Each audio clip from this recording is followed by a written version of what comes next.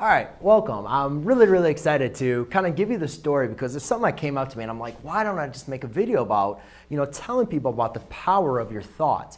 I don't really have a great story. I didn't really come from like rags and I'm definitely not at riches, but I wanted to kind of tell you a couple things that I've come across as I've really developed into or researched into self-development.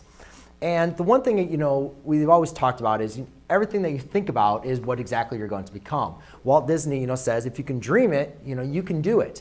And it really never really resonated with me. It just kind of seemed like a lot of, folklore talk, like, maybe one day that stuff can happen. But then I started looking back at my life and I started seeing things that I had achieved and really why did I achieve those things? And I want to give you two examples. And one's a sports analogy and one's actually an academic analogy for a lot of my students might be able to relate to. So first one is in high school, we were playing baseball and I played on a baseball team and our baseball team was okay, but we were not by any means, we were not the greatest. And we played against our local rival team and what happened to us was humiliating. We got mercied by our rival team twice. Not a 5-inning mercy, I think the first game was a 3-inning mercy. That means they scored so many runs on us in 3 innings, they called the game. Then the next game, I believe, was actually a 5-inning mercy where they scored so many runs on us, it was embarrassing that they stopped the game. So those are our only interactions with that team throughout the whole year. But our team kind of stayed together and we actually had a pretty positive attitude. And when we went to the playoffs, we ended up to win our district championship, had again play our local rival team.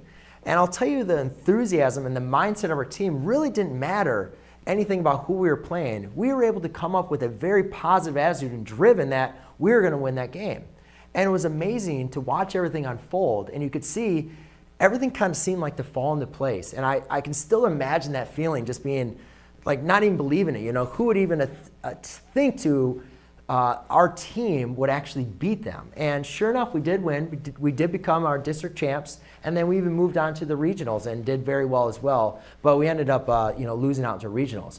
But I remember getting back and I was listening to the Queen, We Are the Champions.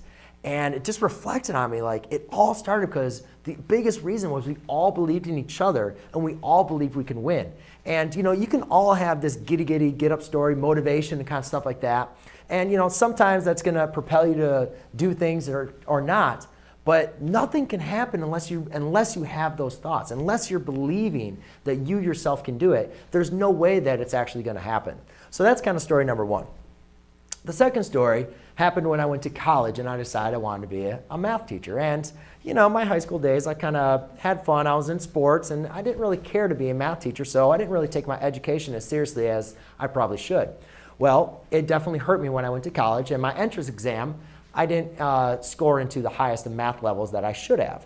So I go and see my counselor and I tell them that, hey, I would like to be a math teacher. Well, he kind of shot me down immediately saying, oh, well, all our math teachers always start in this class and you're already down here. You're already going to start, a couple years behind and it's going to be really hard for you to really get back up there because obviously your basics were not very well. And he was very right. Even in my first class, I failed my first 2 tests. Not failed, I'm sorry, bombed my first 2 tests. But it was the realization that I understood that I didn't have the basics. I didn't learn everything the way that I should, and I really needed to learn and understand why I was doing what I did. So I believed I could get a math major and become a math teacher, and that's all I wanted to do. So I set my sight on that, and I worked day in and day night to make sure I understood the math that I was doing. Not just how to do it, but understood what I was doing so that I could move on to my next math class and understand it again and also be able to teach all of you online. And it was a great feeling by the time I graduated because, all I could think about is that person, that counselor just said, no, you can't do this. You're not at where most people are. And it was a great motivating factor for me. And I know that there's no way I ever would have accomplished that unless I believed in myself.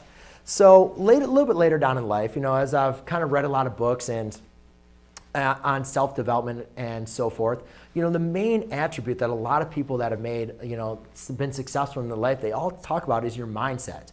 that, believing in yourself and having powerful thoughts, that's the seed where everything can grow. And you can, think about what you want to do and, where you want to be, but unless you're continually thinking those thoughts and you're making yourself believe, none of that stuff is ever going to happen.